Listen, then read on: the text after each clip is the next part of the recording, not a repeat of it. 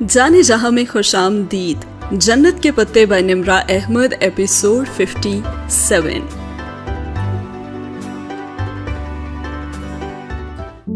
Scene start होता है वहां से जहां पे होते हैं जेहान साहब सेकंड फ्लोर पे। दोपहर में तो वो सो नहीं सका था और टेरेस से बस वो इधर उधर देखता ही रहा। मस्जिद किधर है, कॉलोनी से निकलने के रास्ते, सेक्टर के मरकज की समत। और दोपहर में हया और उसकी अम्मी भी वापस आ गई थी और उसने उन्हें खिड़की से देखा भी था। हया बीमार लग रही थी, मगर वो इस तरह जाकर पूछ भी तो नहीं सकता था ना।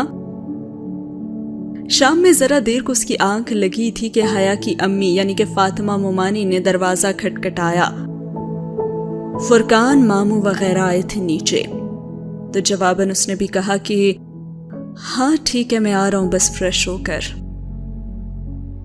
ओके, अच्छा। और फिर वो रुक गई और फिर कहने लगी कि नूर बानो बता रही थी कि आपको नीचे वाला कमरा पसंद नहीं आया, तो क्या ये वाला कमरा ठीक है? जी, उसने तरदीद के बगैर बस अस्बात में सर हिला दिया। वो तो ऐसा ही था, लेकिन फातिमा मोमानी को शायद कुछ अजीब सा लगा था, लेकिन वो बोली नहीं।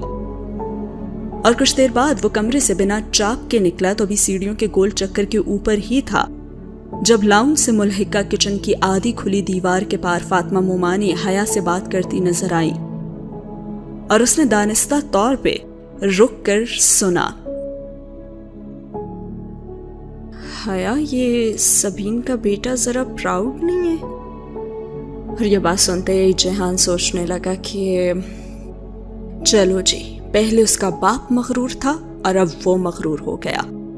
यानी जो अपनी मर्जी से रहना चाहे तो वो मगरूर हो गया, लेकिन वो तो मगरूर नहीं था, उसे तो किसी चीज का गरूर था ही नहीं। और पता नहीं क्यों वो उसके बारे में ऐसे अंदाजे कायम कर रहे थे। और फिर जवाबन हया ने कहा, नहीं, वो शुरू में बस ऐसे ही रहता है। अच्छा, और फिर बाद में भी ऐसे ही रहता है। इस शुरू और बाद के दरमियान कभी कभी नॉर्मल हो जाता है वो।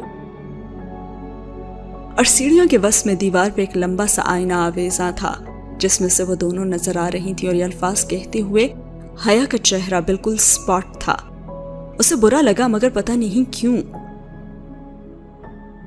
लेकिन अब वो उसको मार्जिन देने लग गया था और सोचने लगा कि ऐसे है तो फिर ऐसे ही सही। लॉन में फुरकान मामू और साइमा मोमानी भी आई हुई थी, और जब वो चलता हुआ लॉन के दहाने तक आया तो लोग उठ खड़े हुए थे और उसके दिमाग में उनके कहे हुए अल्फाज गूंजने लगे, जो कि ये थे, तुम्हें क्या लगता है कि तुम यहां इज्जत से जी सकोगे? कभी भी नहीं। तुम तो जलील होगे और तुम ख्वार होगे। वो आवाजें आज भी उसके साथ थीं। वो लोग बहुत इज्जत से अब तो उससे मिल रहे थे, यानी सलाम दुआ भी किया, मम्मी का हाल भी पूछा, गिले शिकवे भी किए, लेकिन वैसा किसी ने कुछ नहीं कहा था जो उसे पहले कहा जाता था। जैसे उसके मामू कहते थे ना कि तुम्हारा बाप तुम्हारे नाम पे एक शर्मनाक धब्बा है और तुम कभी सर उठाकर नहीं जी सकोगे। अरे तुम्हारे बाप का नाम, तुम्हारा सर हमेशा शर्म से झुकाता रहेगा। खैर, उन बातों को झटकता हुआ उनके सामने ही कुर्सी पे आ बैठा। फातिमा मोमानी अब उससे चाय का पूछ रही थी और उसने वही कहा जो एक तुर्क लड़के को कहना चाहिए था, यानी कि एप्पल टी। जितना मर्जी वो उनकी बातों को झटक ले, लेकिन फिर कोई ना कोई बात उसके जहन में आ जाती थी। वो खोया खोया हुआ सा था। तुम कुत्तों की सी जिंदगी गुजारोगे, कभी इज्जत और वक़ार से अपने मुल्क का रुख नहीं कर सकोगे। लेकिन खैर, उससे तो ऐसी कोई बात अब की ही नहीं जा रही थी, बल्कि वो उससे उसकी जॉब और दूसरी मसरूफियात के बारे में ही पूछ रहे थे, और वो छोटे छोटे जवाब देता रहा। हया इस सारे वक्त लाताल्लुकी से बैठी रही, बस एक दो दफा ही बोली, मगर वो उसे नजरअंदाज ही कर रही थी। यह अलग बात थी कि अपनी तरफ से तो जेहान उसे अब नजरअंदाज नहीं कर रहा था। بلکہ وہ تو ہمیشہ سے اتنا ہی خاموش تھا اور اتنا ہی ریزرو سا رہتا تھا. لیکن ہاں، البتہ اپنے ماموں کے لیے اس کے دل میں ابھی بھی نرم گوشہ نہیں تھا. ہاں نہیں تھا، کیونکہ وہ بہت اعلیٰ ظرف انسان تھا. جن باتوں نے ایک عرصہ اس کو اور اپنی ممی کو ڈسٹرب رکھا، ان کے کہنے والے تو بڑے مزے سے اپنی زندگی میں مگن تھے نا. کسی کو کوئی غرض تھی بھی نہیں کہ سبین سکندر اور جہان سکندر کا کیا بنا، کیونکہ ان کے ناموں کے ساتھ سکندر لگتا تھا جس سے وہ لوگ نفرت کرتے تھے.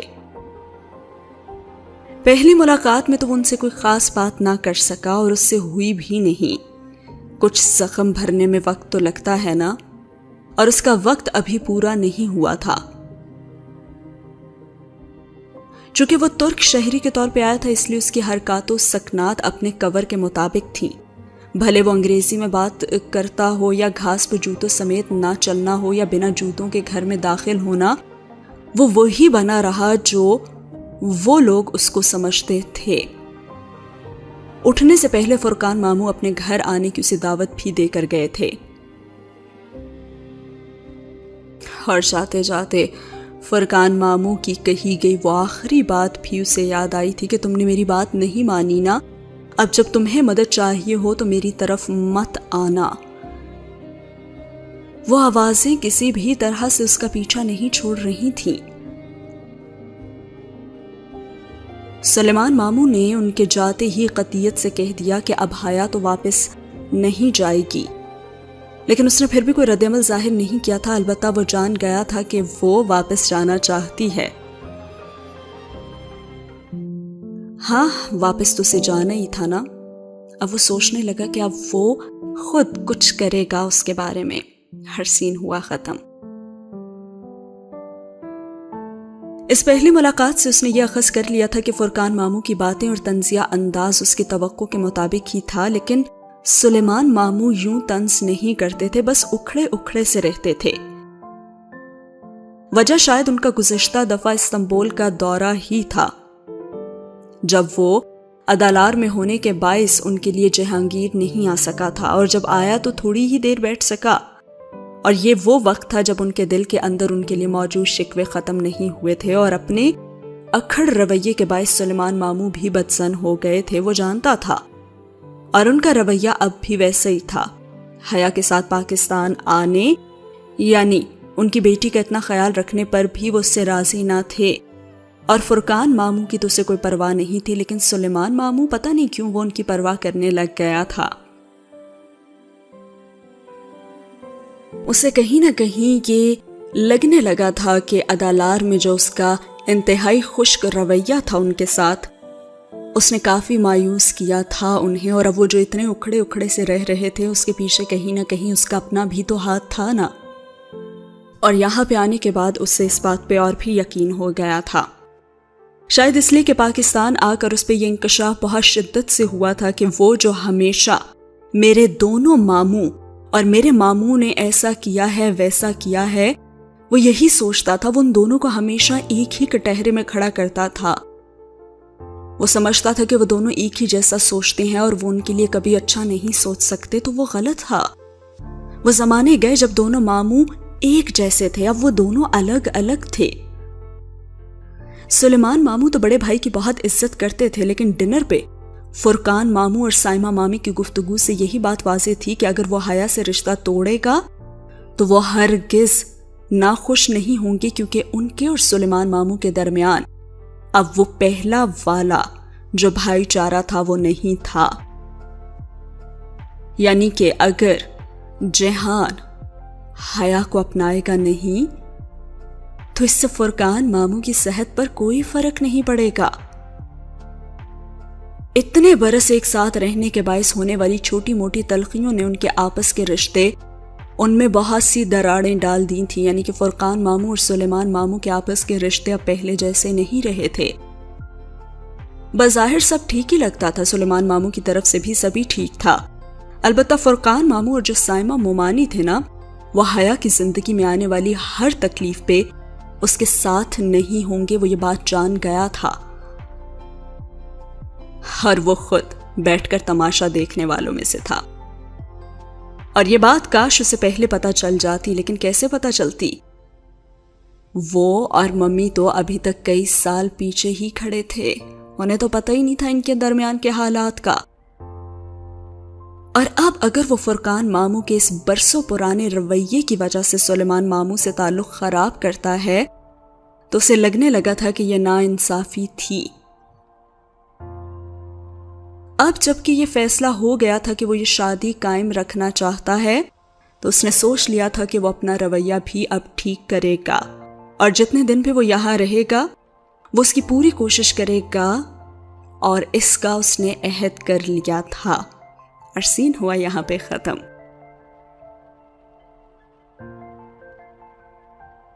اگلے روز دکھایا جاتا ہے کہ زاہد ماموں کی بیٹی کی مہندی تھی، اور وہ ویسے ہی رش سے بھاگتا تھا، مگر یہاں اس کے سوا کوئی چارہ بھی نہ تھا کہ وہ بھی فنکشن اٹینڈ کرے، کیونکہ وہ اسی گھر میں تھا۔ اور اسی وجہ سے فاطمہ مومانی اس کے لیے کچھ کرتے وغیرہ بھی لائی تھیں۔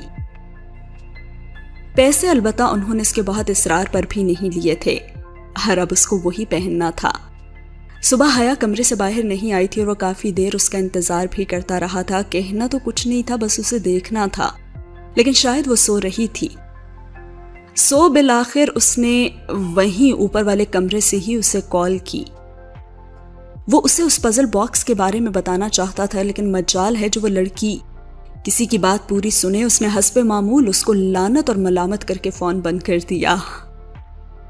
وہ سوچنے لگا کہ اب وہ کیا کرے۔ خیر پزل باکس تو اس تک پہنچا کر ہی رہے گا اور کسی نہ کسی طرح تو دے دے گا۔ وہ فون پہ جیہان سکندر کے طور پر نہیں، بلکہ وہ فون پر عبد الرحمن پاشا کے طور پہ بات کر رہا تھا۔ وہ کافی دیر سوچتا رہا کہ آخر پزل باکس اس تک پہنچائے تو کیسے پہنچائے۔ اس نے حماد کی بھی مدد لینا چاہی، لیکن حماد نے تو سننے سے ہی انکار کر دیا اور کہا معاف کرنا مگر میں ان کی خوش اخلاقی سہ نہیں پاؤں گا، مجھے تو معاف ہی رکھو تم بھائی۔ مگر وہ جانتا تھا کہ جب وہ اصرار کرے گا تو حماد کو ماننا ہی پڑے گا، اور پھر یہی ہوا۔ وہ مان گیا اور اس نے کہا کہ بس بھائی یہ آخری دفعہ، اس کے بعد نہیں کروں گا میں۔ اس کے بعد جیہان سکندر شام میں پھر سے حیا کو ڈھونڈ رہا تھا۔ دونوں کی کوئی خاص بات نہیں ہوئی تھی جب سے وہ پاکستان آئے تھے، اور اب اس کے پاس بات کرنے کا صرف یہی بہانہ تھا کہ وہ اس کی فلائٹ کے بارے میں ہی پوچھ لے۔ Great idea. اس سے یہی پوچھنے فرقان ماموں کے گھر آیا تھا، اور اسے وہ اس وقت سیڑھیوں سے اترتی ہوئی دکھائی دی۔ بہت سی لڑکیاں اچھے کپڑے پہنتی ہیں، مگر اس کی چال کی بے نیازی، کسی ملکہ کی طرح سہج سہج اترنا، وہ واقعی بہت خوبصورت تھی۔ مگر ہاں یہی مگر ہر دفعہ آ جاتا تھا۔ وہ واقعی خوبصورت تھی، لیکن وہاں پہ موجود باقی لوگ اسے کیوں دیکھیں؟ اسے یہی تو ناپسند تھا۔ اور ابھی بھی جس وقت وہ سیڑھیاں اترتی ہوئی آ رہی تھی تو وہاں آس پاس کتنے ہی کزنز گھوم رہے تھے، اور سب اس کو گاہے بگاہے دیکھ بھی رہے تھے، اور یہیں آ کر اس کی پیشانی پہ بل پڑ جایا کرتے تھے۔ اسے کوئی بدتمیزی نہیں کرنا چاہتا تھا، لیکن اس وقت جب وہ بات کرتے ہوئے اس کے ساتھ آ کر کھڑی ہوئی تو زاہد ماموں کی چھوٹی بیٹی ثنا ان کی تصویر کھینچنے لگی، اور وہ جانتا تھا کہ یہ لڑکی فوراً اس تصویر کو کھینچ کر فیس بک پر لگا دے گی، اور ایسی بد احتیاطی تو وہ افورڈ بالکل بھی نہیں کر سکتا تھا۔ سو ثنا کو ذرا سا اس نے ڈانٹ دیا، اور اب وہ دوبارہ اس کی تصویر کھینچنے کا سوچے گی بھی نہیں، اسے اتنا پتا تھا۔ اور وہ اپنی کوئی بھی تصویر اور کسی وہ بھی لڑکی کے ساتھ فیس بک پہ افورڈ نہیں کر سکتا تھا۔ یہ اس کی جاب کے خلاف تھا، یہ اس کی سیکیورٹی کو افیکٹ کر سکتا تھا، اس کی جان خطرے میں بھی ڈال سکتا تھا، اور اس سے جڑے بہت سے لوگوں کی بھی، اور وہ نہیں چاہتا تھا کہ کوئی بھی کمزوری اس کی کسی کے ہاتھ لگے، اسی لیے اس وقت اسے بہت ڈانٹنا بھی پڑا تھا، کیونکہ وہ جانتا تھا ایک دفعہ ڈانٹ دے گا تو دوبارہ تو وہ تصویر نہیں کھینچے گی، اور اس مشکل سے جان چھوٹ جائے گی۔ اور حسب معمول اس کے کسی اور مقصد کے لیے کیے جانے والے عمل سے آخر میں ہرٹ تو حیا ہی ہوئی تھی، کیونکہ حیا کو لگا تھا کہ شاید وہ اس کے ساتھ اس کی موجودگی میں تصویر نہیں بنانا چاہتا اور اسے ناپسند ہے۔ بدگمانیاں تو دونوں طرف برابر ہی تھیں اور ساتھ ہوا یہ سین ختم۔ مہندی کے فنکشن میں وہ فرقان ماموں کے ساتھ بیٹھا رہا۔ وہ ایک دفعہ پھر وہی پرانے قصے لے کر بیٹھ گئے تھے کہ کس طرح انہوں نے سبین کی مدد کرنا چاہی مگر کس طرح سبین نے مدد نہیں لی، اور وہ خاموشی سے سر ہلاتا رہ گیا۔ کوئی اعتراض نہیں، کوئی اختلاف نہیں۔ کمانڈو ٹریننگ کے دوران ایک مرحلہ ایسا ہوا کرتا تھا جس پہ لڑکے ضبط ہار دیتے تھے۔ وہ تب ہارتے جب ٹرینر ان کے منہ پہ تھوکتا۔ اس کے ایک دوست نے ایسے موقع پہ اپنے ٹرینر کو تماچا بھی دے مارا تھا، سو اسی وقت اسے بتا دیا گیا تھا کہ وہ اب کمانڈو نہیں بن سکتا۔ اور جب جہان کے منہ پہ بھی آفیسر نے تھوکا تھا تو وہ خاموشی سے کھڑا رہا تھا۔ ایک دفعہ، دو دفعہ، کئی دفعہ تھوکا گیا اور گالیاں بھی دی گئی مگر اس نے صبر نہ ہارا اور وہ پاس ہو گیا۔ اب بھی وہ خود کو ایک ایسی ہی سچویشن میں سمجھ رہا تھا جہاں پہ بار بار اس کے منہ پہ تھوکا جائے گا، لیکن اس نے خاموشی سے اس سب کو دیکھنا ہے، اور اب بھی اس نے خود کو ایسے ہی پاس کر دیا تھا اور سین ہوا یہاں پہ ختم۔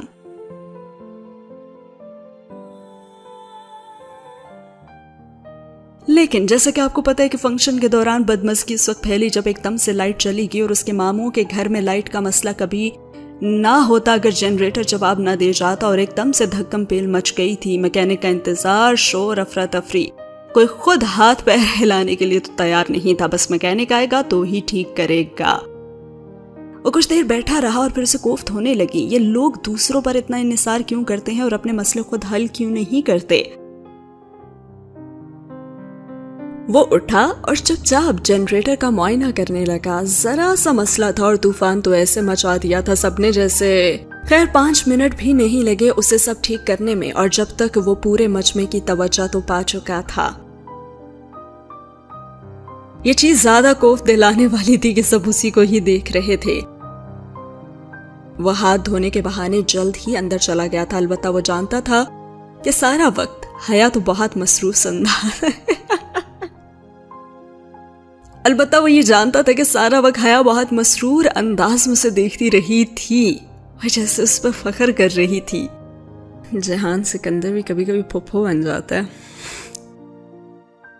بعد میں سب مرد لاؤنج پہ بیٹھ گئے تو وہ بھی بیٹھا ہی رہا وہاں پہ، اور لاشعوری طور پر وہ حیا کا منتظر تھا کہ کب وہ آئے گی اور وہ اسے دیکھ سکے۔ اور پھر بہت دیر بعد وہ نظر آئی، اور ساتھ میں زاہد ماموں کی چھوٹی بیٹی بھی تھی۔ وہ دونوں کچن میں جا رہی تھیں۔ اسے ابھی حیا کو دیکھ لینے کی ٹھیک سے خوشی بھی نہیں ہوئی تھی کہ اس نے محسوس کیا کہ جب وہ چلتی ہوئی جا رہی تھی تو سب کزنز اسے ہی دیکھ رہے تھے، یہاں تک کہ داور بھی۔ اس سے غصہ چڑھا اور اتنا شدید کہ حد نہیں، لیکن وہ کر بھی کیا سکتا تھا؟ وہ تو اپنی ماں تک پہ کچھ امپوز نہیں کر سکا تھا کبھی بھی، تو اپنی بیوی پہ کیا کرتا؟ پھر ایک دم سے کہیں سے زاہد ماموں کی بیٹی جس کی شادی تھی وہ تن فن کرتی ہوئی آئی اور داور کے اونچا بولنے کے سبب اس کو سنا کر واپس چلی گئی، اور وہ تو واقعی شاکڈ رہ گیا، اور کچھ پچھلا غصہ بھی تھا۔ وہ ایک دم سے کھڑا ہو گیا اور باقی سب بھی پھر اس کے پیچھے باہر آ گئے تھے۔ کسی نے البتہ اس لڑکی کو نہیں ٹوکا تھا، اور کسی نے اسے نہیں ڈانٹا تھا، اور کسی نے بھی اسے وہ باتیں نہیں سنائی تھی جنہوں نے کئی برس پہلے اس کی ماں کو سنائی تھی۔ تب بھی فرقان ماموں ان کے لاؤنج میں ہی تھے، تب بھی وہ یوں ہی اٹھے تھے اور باہر نکل گئے تھے، لیکن اب نکلنے سے پہلے کسی نے کچھ نہیں کہا تھا۔ تو کیا فرق تھا دونوں واقعات میں؟ کیوں نہیں یہاں پہ کسی کو سنایا گیا؟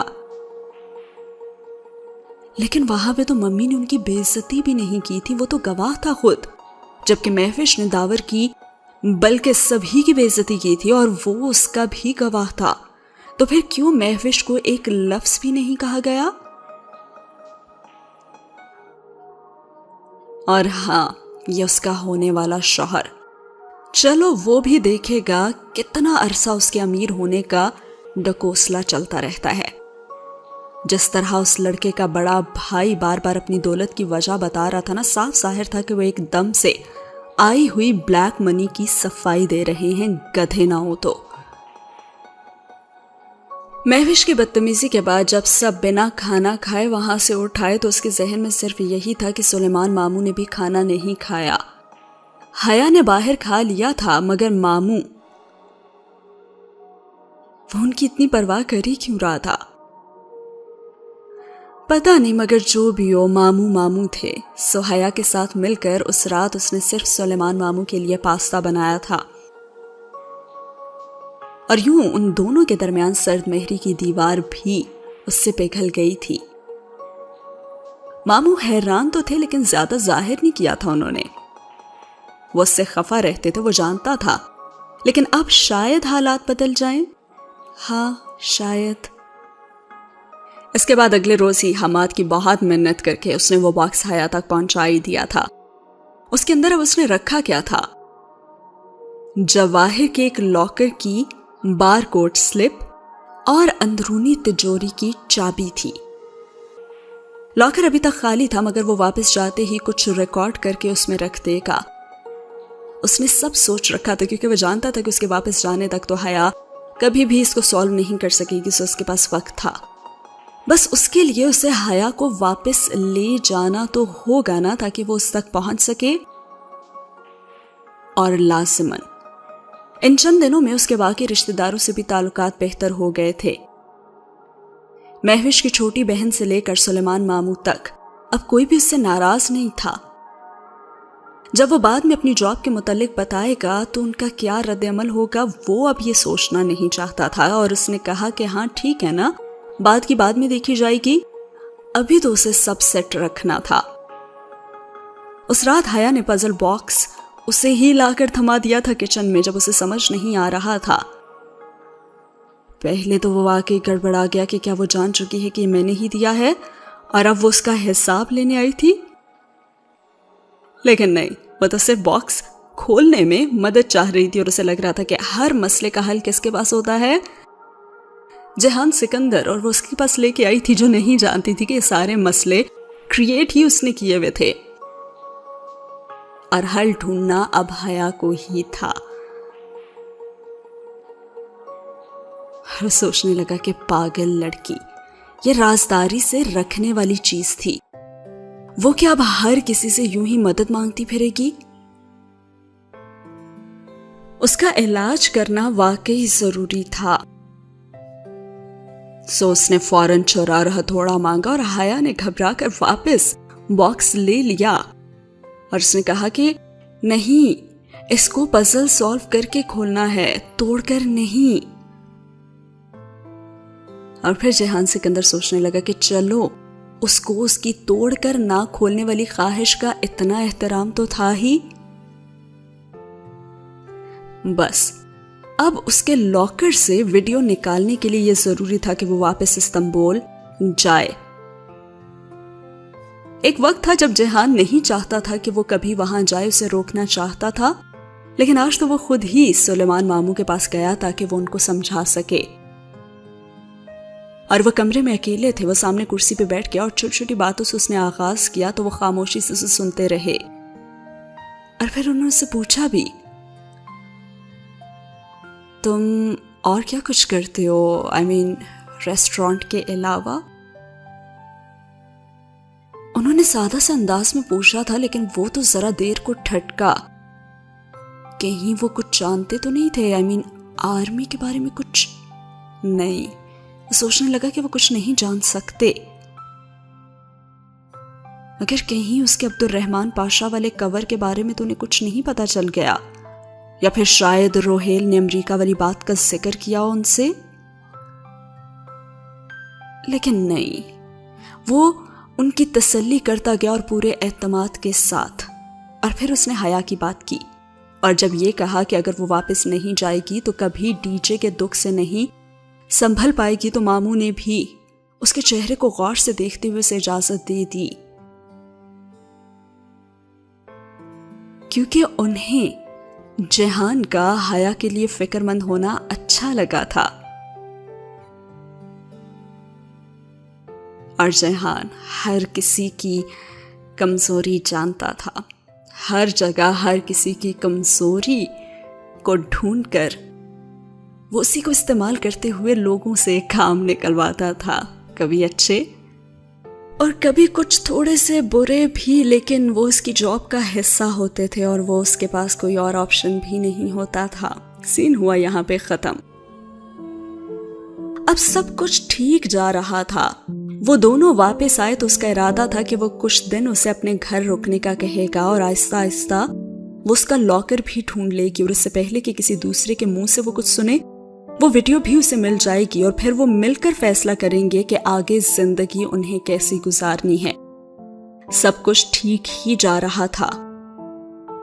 پاکستان سے واپسی پہ اس کے سر کا درد لیکن بڑھتا ہی گیا، اس کے باعث اسے بخار بھی ہو گیا تھا، اور پہلے دن تو حیا چلی گئی اور اس نے کہا تھا کہ وہ کل آئے گی، اور ابھی وہ سبانجی دیکھنا چاہتی تھی، ڈی جے کی وجہ سے یقیناً۔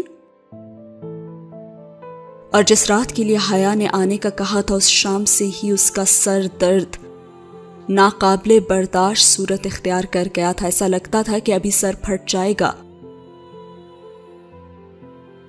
وہ اپنا کام تو خود کر لیتا تھا، مگر آج عرصے بعد اس نے ممی سے کہا کہ وہ اسے دودھ گرم کر کے لا دیں اور ساتھ میں نیند کی گولی بھی۔ ممی فوراً دونوں چیزیں تو لے آئیں، لیکن ذرا سی پریشان ہو گئی تھیں۔ ان کو فکر نہ کرنے کا کہہ کر اس نے دوا لی اور پھر لیٹ گیا۔ اس نے سوچا کہ ہاں حیا آئے گی تو وہ اٹھ جائے گا، ابھی تھوڑا سا سو لے۔ اور نیند میں جاتے ہوئے بھی اس کے اندر متضاد سی جنگ چھڑی ہوئی تھی کہ وہ اپنا MRI پھر سے کروائے یا پھر اس درد کو نظر انداز کرتا رہے، کیونکہ وہ کسی بری خبر سے ڈرتا تھا۔ اس کا کریئر، اس کی منزل، ناکارہ فوجی قرار دے کر ریٹائرمنٹ، اور پھر رات کا جانے کون سا پہر تھا جب اس کی آنکھ مسلسل بجی گھنٹی سے کھلی۔ اس نے اٹھنا تو چاہا لیکن سر بے حد وزنی ہو رہا تھا، اور بامشکل ہی وہ کوہنی کا سہارا لے کر سیدھا ہوا اور اس نے فون دیکھا۔ یہ اس دن کی بات ہے جب حیا سلیمان کو اغوا کیا گیا تھا، جب وہ ان آنٹی کے گھر سے واپس آ رہی تھی جنہوں نے پہلی دفعہ اسے عبد الرحمن پاشا کے بارے میں بتایا تھا، جہاں پہ ان کا پہلا لنچ ہوا تھا جب وہ ترکی آئی تھیں۔ کال نمبر اس نے دیکھا تو لکھا ہوا رہا تھا سفیر عثمان، اور جب اس نے فون کان سے لگایا تھا تو اس کی آنکھوں کے سامنے بار بار اندھیرا چھا رہا تھا، اور جب اس نے سفیر کی بات سنی تو اسے جیسے زور کا چکر آیا تھا، کیونکہ وہ کہہ رہا تھا کہ آبی یعنی کہ بھائی، ایک لڑکی کا فون آیا ہے، وہ اپنا نام حیا بتا رہی ہے اور وہ کہہ رہی ہے کہ اس کو اغوا کر لیا گیا ہے، اور وہ رات شاید اس کی زندگی کی طویل ترین رات تھی۔ انڈیا میں را کی تحویل میں گزاری راتوں سے بھی زیادہ تلخ اور زیادہ تکلیف دہ اور زیادہ بھیانک، کیونکہ وہ جانتا تھا کہ یہاں پہ کسی کو اغوا کر لینے کا مطلب کیا ہو سکتا ہے، اور اب حیا کو کس کس تکلیف سے گزرنا پڑے گا، اور یہ سوچنا ہی اس کے لیے تکلیف دہ تھا۔ جانے کیوں اسے لگنے لگا تھا کہ وہ حیا کو کھو چکا ہے، صرف اس لیے کہ وہ اس کی نگرانی نہیں کر سکا، وہ اس کی حفاظت نہیں کر سکا، صرف اس لیے کہ اس رات عبد الرحمن پاشا سو گیا تھا اور وہ اس کو لے گئے تھے۔ تو وہ کیا کرے، وہ کدھر جائے، اور وہ کیا کرے گا اب؟ وہ بامشکل بستر سے اٹھا، چہرے پہ پانی بھی نہیں ڈالا، بس جیکٹ اٹھائی، پستول جیب میں رکھا، اپنا خاص چاقو ساکس کے ساتھ باندھا اور فون ہاتھ میں لیے باہر کو بھاگا، اور گاڑی تک آتے آتے اس کو چکر آ رہے تھے۔ باہر کافی زیادہ سردی تھی، ہڈیوں کو جما دینے والی سردی اور اندھیرا۔ دنیا تو جیسے ختم ہو کر برف کا ڈھیر بن گئی تھی، وہ رات برف جیسے رات تھی، سرد اور کہرالو، سفید اور ٹھنڈی۔ کار سٹارٹ کرتے ہوئے اس نے سفیر کو کال بیک کیا اور اس نے کہا کہ کیا کچھ اس نے بتایا کہ وہ کدھر ہے؟ ہاں باسفورس برج کہا تھا. میں کال بیک کر رہا ہوں لیکن کال جا نہیں رہی ہے اور اس کا نمبر رومنگ پہ اور بیلنس ختم ہو گیا شاید. لیکن مسئلہ بھی تو یہ تھا کہ باسفورس برج بھی دو تھے. ایک فرسٹ باسفورس برج جس کو عرف عام میں باسفورس برج ہی کہا جاتا تھا، اور دوسرا سیکنڈ باسفورس برج جس کا عام نام سلطان احمد برج تھا. یہ پل سلطان احمد مسجد یعنی کہ نیلی مسجد کی پشت پہ ہی تھا. چونکہ حیا نے سفیر کو پاکستانی موبائل سے کال کی تھی اس لیے اس نے سب سے پہلے اپنے ٹریسر کا سٹیٹس چیک کیا تو وہ واقعی سلطان احمد برج کے قریب میں ہی کہیں تھا، جبکہ دوسرا ٹریسر جواب نہیں دے رہا تھا اور وہ سمجھ نہیں سکا کہ حیا نے اسے کال کیوں نہیں کی، جہان سکندر کو کیوں نہیں کی. اس نے عثمان شبیر سے مدد مانگی مگر اس سے کیوں نہیں، نہ تو جہان سے نہ ہی عبد الرحمن سے، تو کیوں ان میں سے کسی سے کیوں نہیں.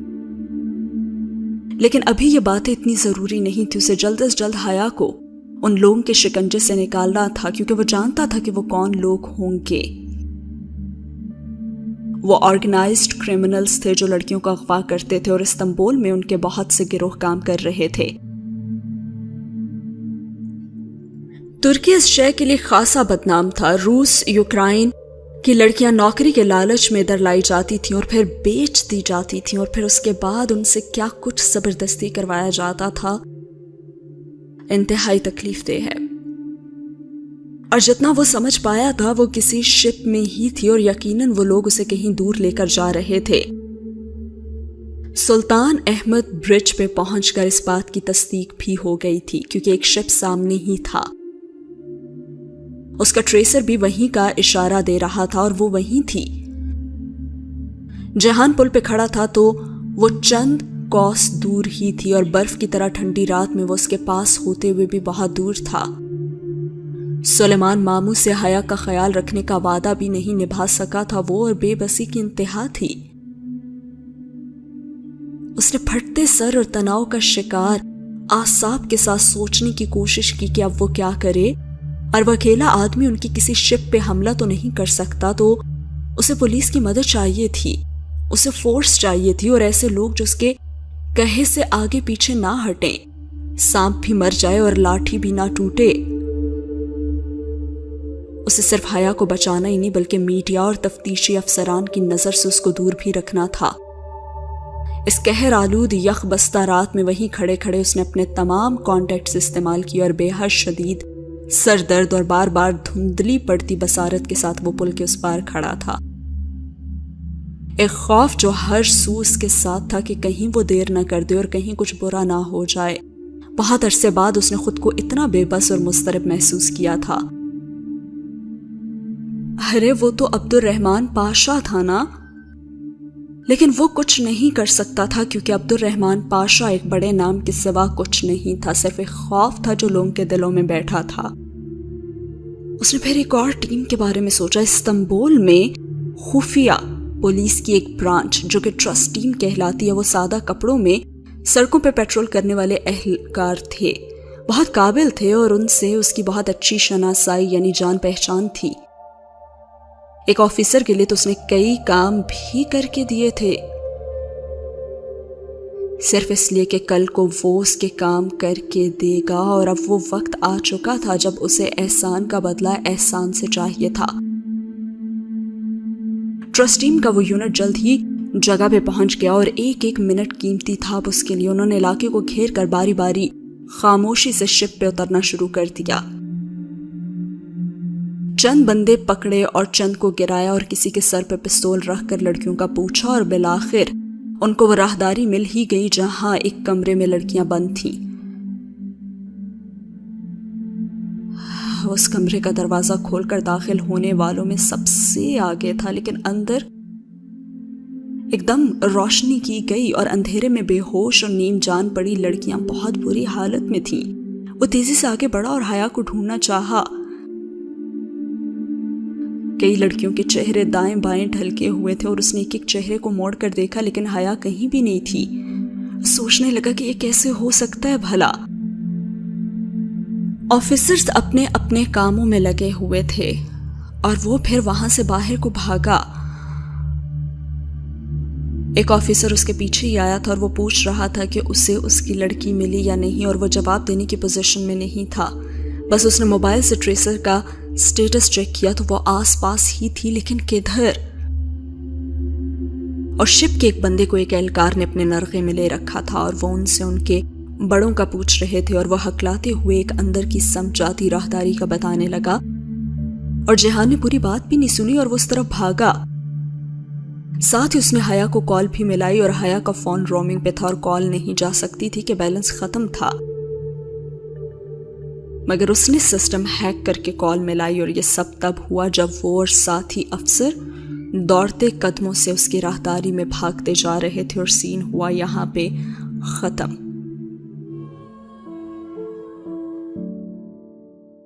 انہوں نے حیا کو کیسے بازیاب کیا، کہاں پہ وہ انہیں ملی، جانیں گے ہم آنے والی ایپیسوڈ میں۔